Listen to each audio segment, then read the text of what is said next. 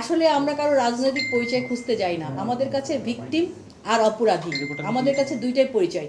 তারপরে ভিকটিমের মা যখন আমাদের কাছে এই অপমৃত্যুর মামলাটা হয়েছে, উনি যে এজাহারটা দিয়েছেন তাতে কোনো রাজনৈতিক পরিচয় এখানে তিনি উল্লেখ করেননি।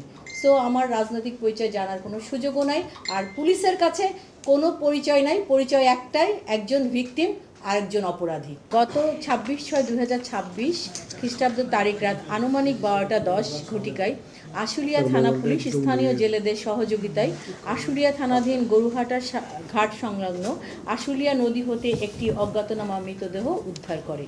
উদ্ধারকৃত মৃতদেহের সাথে থাকা মোবাইল ফোনের সূত্র ধরে ভিকটিমের ভাই মোহাম্মদ সালাউদ্দিন, বয়স 34, এর সাথে যোগাযোগ করা হয়।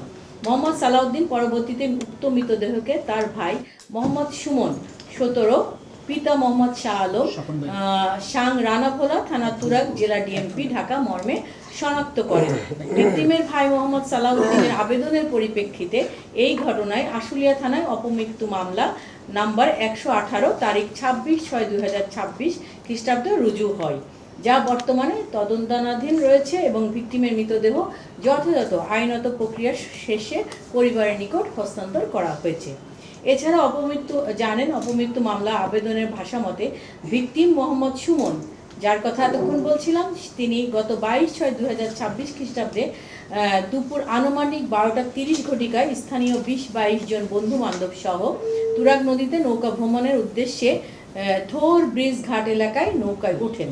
একই তারিখ দুপুর আনুমানিক 15:30 ঘটিকায় আশুলিয়া থানাধীন আশুলিয়া ইউনিয়নের আশুলিয়া গ্রামের আশুলিয়া গরুর হাট ঘাটে তাড়াহুড়া করে নৌকা থেকে নামতে গিয়ে অসাবধানতাবশত নদীতে পড়ে যান। ভিকটিম সাঁতার জানতেন না বিধায় তিনি স্রোতের সাথে নদীতে তলিয়ে যান। সঙ্গে লোকজন তৎক্ষণাৎ খোঁজাখুঁজি করে তাকে পায় না। পরবর্তীতে গত 26/6/2026 খ্রিস্টাব্দ তারিখ ভোর রাত আনুমানিক 12:10 ঘটিকায় আশুলিয়া থানা পুলিশ তার মৃতদেহ আশুলিয়া থানাধীন গরুরহাট সংলগ্ন আনুমানিক 500 মিটার দক্ষিণে আশুলিয়া নদী হতে ভাসমান অবস্থায় উদ্ধার করে। এই যে ঘটনাটা বলেছি, এটা আমাদের যে ভিকটিম তাদের পরিবার কর্তৃক অভিযোগে লেখা আছে। এছাড়াও গত 24/6/2026 তারিখ আনুমানিক 13:30 ঘটিকায় রনি, 35 বছর বয়স, পিতা কফিল উদ্দিন, বাসা নাম্বার 356, মোল্লাপাড়া, মণিপুর, থানা মিরপুর, জেলা ডিএমপি, ঢাকা, সাভার থানাধীন রয়্যাল সিটি খেয়াঘাটে তুরাগ নদীর পানিতে গোসল করার সময় জন্য পানিতে ডুব দিয়ে আর ওঠেননি। স্থানীয় লোকজন সংবাদ পেয়ে খোঁজাখুঁজি করে প্রায় 30 মিনিট পর পানির নিচ থেকে ভিকটিম রনি এর মৃতদেহ উদ্ধার করেন। স্থানীয় লোকজন জাতীয় জরুরি সেবা 999-এ সংবাদ প্রদান করলে শাহআলী থানা পুলিশ ও আমিনবাজার নৌ থানা পুলিশ ঘটনাস্থলে উপস্থিত হয়ে মৃতদেহ শনাক্ত করে এবং প্রয়োজনীয় আইনগত ব্যবস্থা সম্পাদন করত মৃতদেহ পরিবারের নিকট হস্তান্তর করা হয়।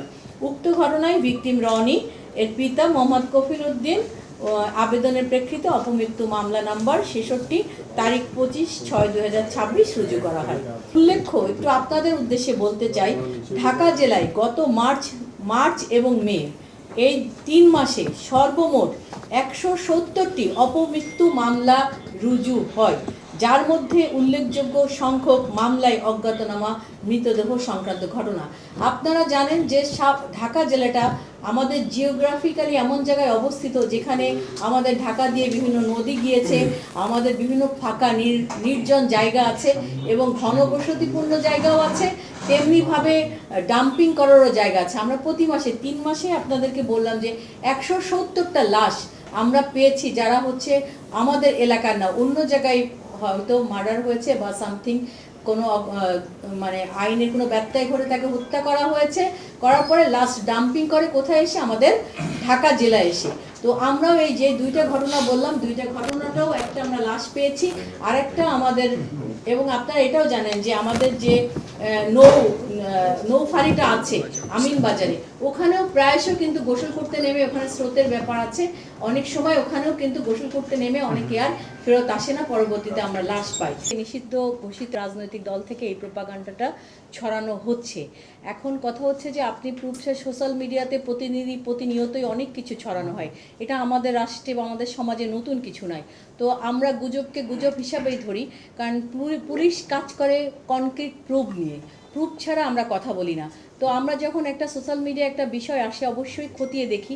আমরা এটাকে অবশ্যই নিয়েছি, কগনিজেন্সে নিয়েছি। যখন সোশ্যাল মিডিয়ায় বিভিন্ন ফেক আইডি থেকে এই ধরনের অপপ্রচার চালাচ্ছে, বিশেষ করে আমাদের পুলিশকে নিয়ে, তখন আমরা পুলিশ অবশ্যই কনসার্ন বিধায় আজকে আমি আপনাদের সামনে বসে আছি। আমরা তখন কি করি, আমরা জানেন যে আমরা এইগুলাকে ফেক কিনা এগুলো নিয়ে আমরা আগে ইনকোয়ারি করি, দেখি, তারপরে কথা বলি উইথ প্রুফ। তো আমরা এগুলোকে তদন্ত করেই দেখেছি, যখন সোশ্যাল মিডিয়াতে এসেছে আমরা কগনিজেন্সে নিয়েছি বিষয়টা, কারণ আমরা কোনো ধরনের এরকম ঘটনা কাম্য নয় কারোর কাছেই।